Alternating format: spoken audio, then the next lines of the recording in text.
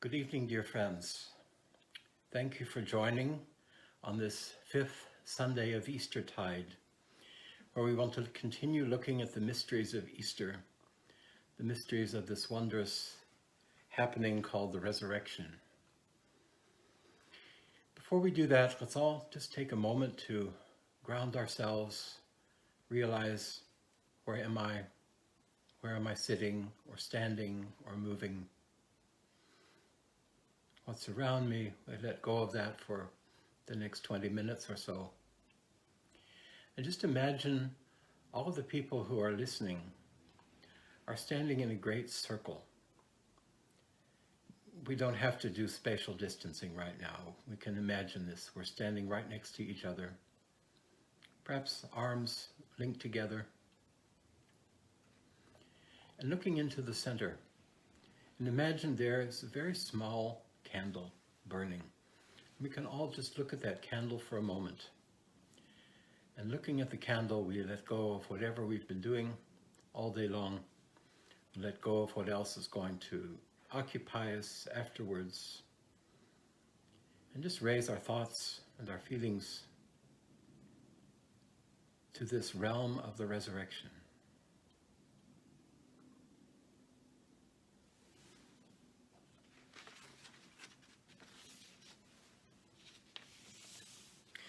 Before we dive into the work of Paul, I had a promise. Last week someone asked in the comments, what is that now with these 153 fish that the disciples caught in this early morning episode on the Sea of Tiberias? It's rather mysterious that suddenly such a specific number appears when you've caught a net full of fish and no one could have possibly counted them at that point, even if they ever did count them. No one could have known. But the author of the John Gospel includes this number, 153. He could have said a great draft of fish or an enormous number of fish, but he names this very specific number. And one of the listeners last week asked, what is that? So I found a couple of explanations. I'll share them with you briefly.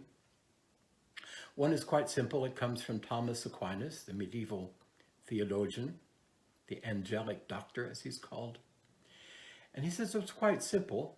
You add 1 plus 2 plus 3 plus 4 plus 5 and so on and so forth, plus 17, and you get 153.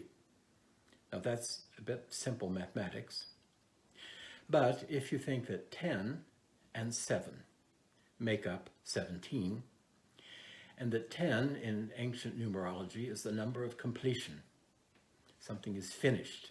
We think of the decimal system. 10 rounds off a kind of a series, and then you move into the teens and the 20s and the 30s and so on.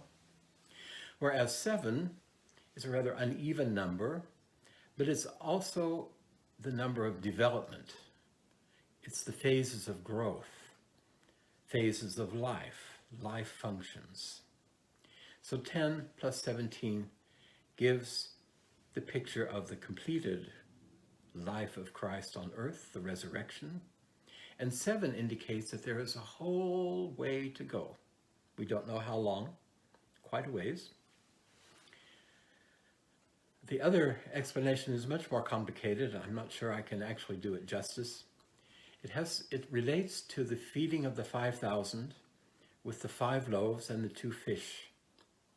And it relates to the 12 signs of the zodiac, of which 5 are considered night signs and 7 day signs, or dark and light. And you have the 5 night signs, the 5 loaves, and you add 2 fish to that, and all of the smaller cycles within this great cycle, with the 5 and the 2, give us 153. Now, the author of the John Gospel will not, I think, have consciously thought, oh, let's go back. But he would have had in his feeling, either having heard about it or read about it, or perhaps he was sneaking around somewhere in the background at the feeding of the 5,000, that this particular number of bread and fish would have stayed with him, would have ripened in his soul, and becomes a part of this new story after the resurrection. It's me speculating, so you may do with all of these insights what you will. It's just an attempt. Numbers, just take this with you, please. Numbers mentioned in the Bible are never, ever random. No one will just pluck something out of the air and write it down because that sounds interesting. There will always be something behind it. So thank the listener who asked that question last week. And now onwards to Paul. Also an apostle. The 12 who followed Jesus around are usually called apostles. The 12 minus Judas Iscariot, plus one who will be called in the first chapter of the Acts of the Apostles. We'll talk about that in a couple of weeks. But Paul was not called by Jesus of Nazareth into the circle of apostles. He was not called to leave his profession and follow him. So who was this Paul? This person whose writings take up so much space in the New Testament, all of these letters.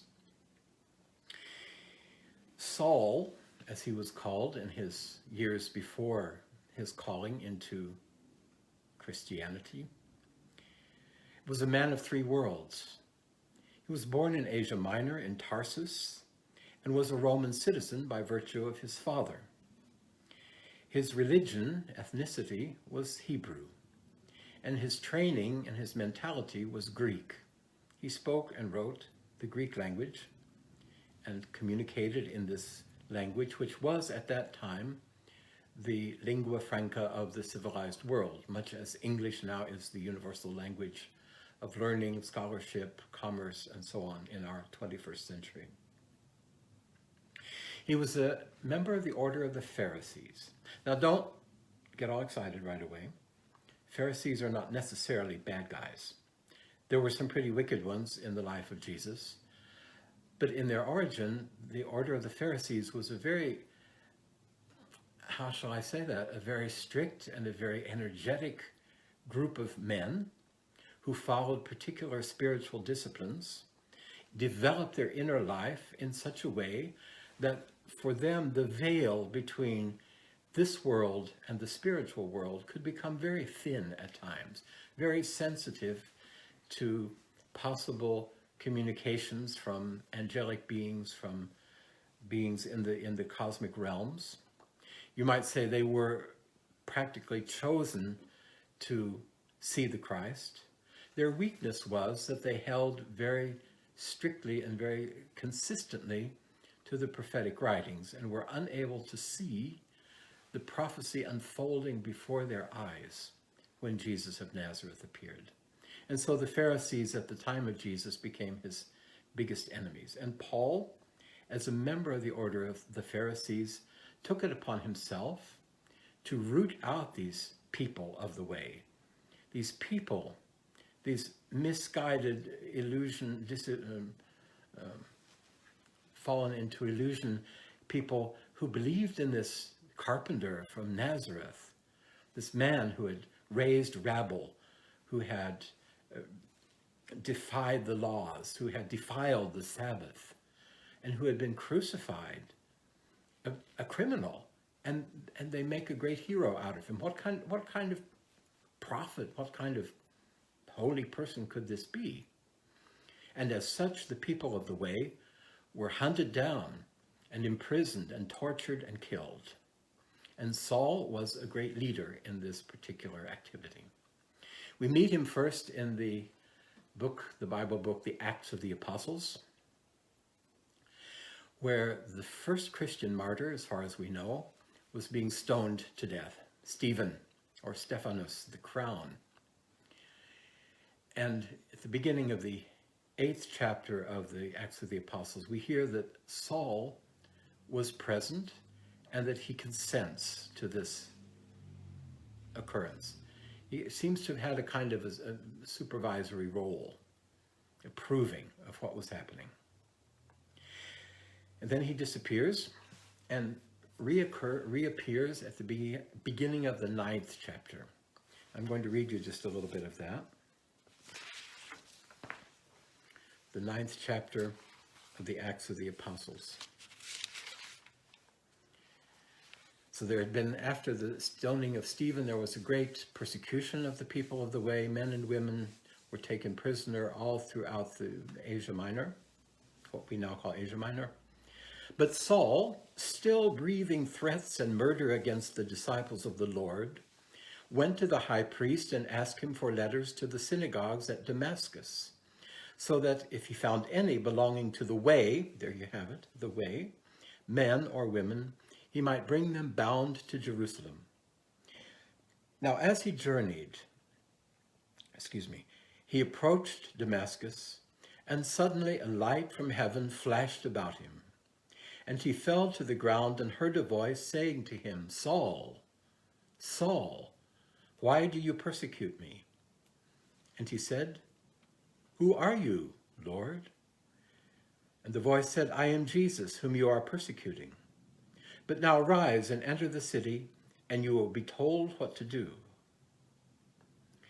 And sure enough, he rose, he entered the city, he came together with people of the way. They took care of him. Paul was blind for 3 days. You might say he went on an inner retreat, a kind of initiation in this period. People were rightly so afraid of him. Nonetheless, they took him in, they nursed him back to health, and then he disappears for 3 years to Arabia. Again, a kind of retreat. And when he returns, he is fully convinced that Jesus Christ died for human beings and was raised again from the dead and lives in higher spheres.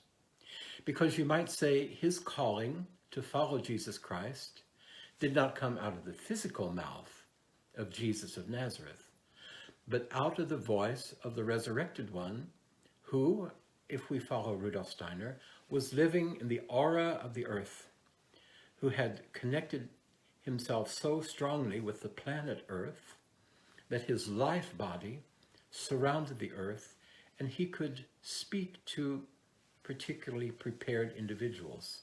They could see, they could hear him speak, they could perceive his directions. And you might say Paul took this on, and he followed this voice, which took him to many, many, many cities in Asia Minor, in Greece, Jerusalem, Rome. In all these cities he entered and began to preach and teach, perhaps in the marketplace or at the synagogue or at the temple. He argued with the powers that be. He got arrested, he was stoned, he was jailed, driven out of town again and again.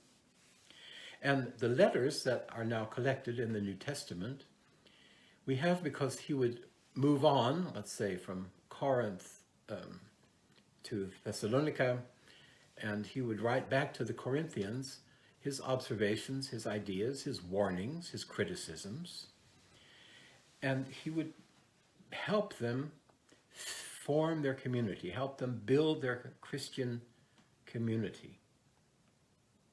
So these are not always only teachings about the life of Christ, but often moral, even moralistic types of teachings.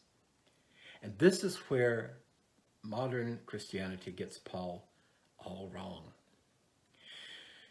Because some of his sayings have gone into the common mind as Paul hates women, or Paul hates homosexuals, or Paul hates this, or Paul hates that. This is mostly not true. Paul wrote about all kinds of things that were going on in particular communities for particular reasons. He was trying to build the community, and part of building the community involved creating a skin around it, so that that little seed that was trying to grow in the hearts and the minds of the people would have a safe place and not be distracted by, again, a wonderful ship full of handsome sailors that's come to town, or the so manyth prophet who's come into the city and is teaching something very exciting. I think we can imagine that happening in our own lives, perhaps. And so often he would rail against very, very specific things that were going on in these cities. Unfortunately, than in the course of the last 2,000 years of Christianity. Many of these very specific teachings have been generalized, and so now Paul has the reputation of being against women, being misogynist, being anti-feminist. This is also not true. We have to remember, in biblical times, the men were the main actors in everything. But women often carried great wisdom and great ability to serve, to speak, to comfort. Another topic for another time, perhaps. But when we speak of Paul, let's remember that he had very specific viewpoints and was really trying to help build the communities and make them safe places. It takes quite a bit of discernment, if you're going through the letters of Paul, to distinguish between these specific warnings and teachings and his more general things. And I would say his teaching about the resurrection, there we have his most general ideas, and that's what I want to zero in now on for a few moments. This was really Paul's topic. He had not known Jesus of Nazareth on the earth, the son of the carpenter, nor had he experienced the resurrected Christ in the 40 days after Easter, in this time we're now living in. His meeting with the resurrected one was at this moment before the gates of Damascus, when the voice spoke out of the heavens, the light flashed, he was thrown from his horse, he was blinded. He became a witness to the resurrection body. This is perhaps a concept I have to elucidate. The resurrection body. This is the body that he saw and heard. Just as you are right now looking at my physical body, hearing my physical voice, he could see into finer realms, more ethereal realms, where the resurrection body of Christ lived. He describes this in the second letter to the Corinthians, in the 12th chapter, at the very beginning of the 12th chapter. I will go on to visions and revelations of the Lord. I know a man in Christ, he's speaking about himself, by the way. I know a man in Christ who 14 years ago was caught up to the third heaven. Whether in the body or out of the body, I do not know. God knows. And I know that this man was caught up into paradise. Whether in the body or out of the body, I do not know. God knows. And he heard things that cannot be told, which human beings may not utter. On behalf of this man, I will not boast, and so on and so forth. So he's speaking about his own self, his own higher spiritual perceptions being lifted into this realm of the invisible. And out of this wisdom, Paul could preach the resurrection. And what I want to zero in on now is what he calls the first Adam and the last Adam.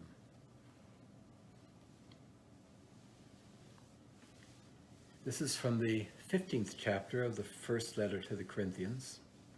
It's a long chapter, it's a complicated chapter, it's very rich, something you could meditate on for many years and not get tired of it. I'm just going to read about 15 verses from verse 42 on. So it is with the resurrection of the dead. What is sown is perishable. What is raised is imperishable. It is sown in dishonor and raised in glory. Sown in weakness, raised in power. Sown a physical body, raised a spiritual body. If there is a physical body, then there is also a spiritual body. Thus it is written, the first human being, Adam, became into a living soul.